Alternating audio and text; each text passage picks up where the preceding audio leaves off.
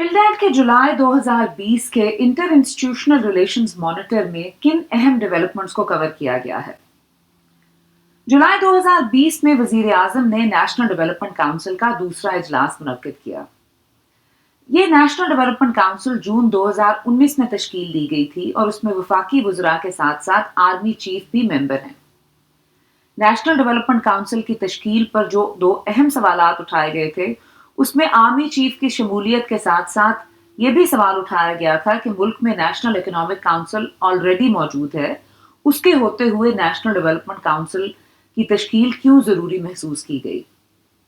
2020 ही के अंदर जुलाई में वजीर आजम ने नेशनल लोकस्ट कंट्रोल सेंटर और NCOC का भी दौरा किया। पार्लियामेंट ने जुलाई 2020 के अंदर फाइनेंशियल एक्शन टास्क फोर्स से मुतालिक कई लेजिस्लेशन पास की।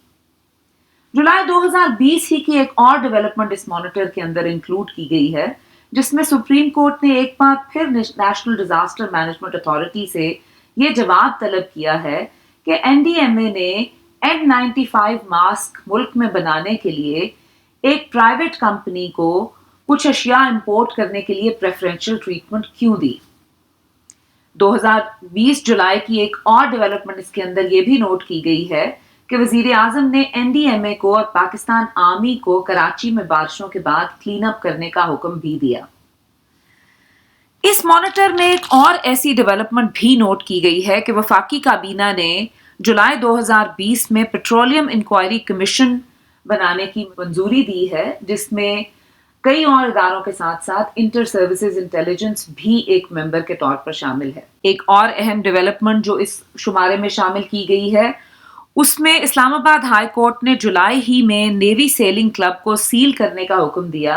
जो कंस्ट्रक्शन वहां पे हो रही थी वो CDA के प्रायर अप्रूवल के बगैर थी। एक और अहम डेवलपमेंट जो मॉनिटर में शामिल है, उसमें एक ऐसे इंटरव्यू का हवाला दिया गया है जिसमें साबिक सुप्रीम कोर्ट के जज जस्टिस एजाज चौधरी ने ये कहा है कि अदलिया में मुदाखलत सिर्फ उस वक्त मुमकिन है जब अदलिया उसकी खुद इजाजत दे। जुलाई ही में APS पेशावर अटैक की इंक्वायरी कमीशन की रिपोर्ट सुप्रीम कोर्ट में जमा हो गई है। इस रिपोर्ट के जमा होने के बाद इस सानहे में शहीद होने वाले कई खानदानों ने सुप्रीम कोर्ट से अपील की है कि इस रिपोर्ट को पब्लिक किया जाए और इस पर फौरी एक्शन लिया जाए। एक और डेवलपमेंट जो इस शुमारे के अंदर शामिल है, उसमें मिलिट्री कोर्ट से सजा याफ्ता अफराद की किस्मत का फैसला अभी भी इल्तवा का शिकार है।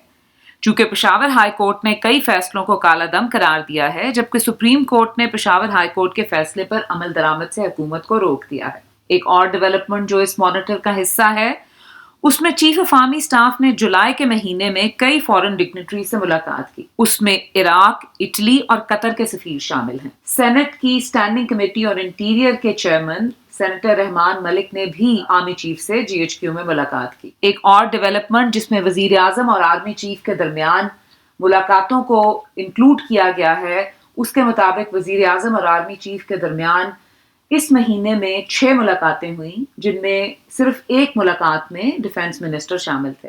पिलडैट के जुलाई 2020 इंटर इंस्टीट्यूशनल रिलेशंस मॉनिटर में सूडान से भी एक खबर को इंक्लूड किया गया है, जिसमें सूडान के साबिक सदर के ऊपर 1989 के फौजी इक्तदार पर कब्जे को सपोर्ट करने के जुर्म में बगावत का मुकदमा शुरू हो गया है। पिलडैट का जुलाई 2020 inter institutional relations monitor PILDAT.org पर भी मौजूद है और उसके साथ साथ उसके लिंक पिलडैट के कई सोशल मीडिया प्लेटफॉर्म्स यानी ट्विटर, फेसबुक और इंस्टाग्राम पर भी मौजूद हैं।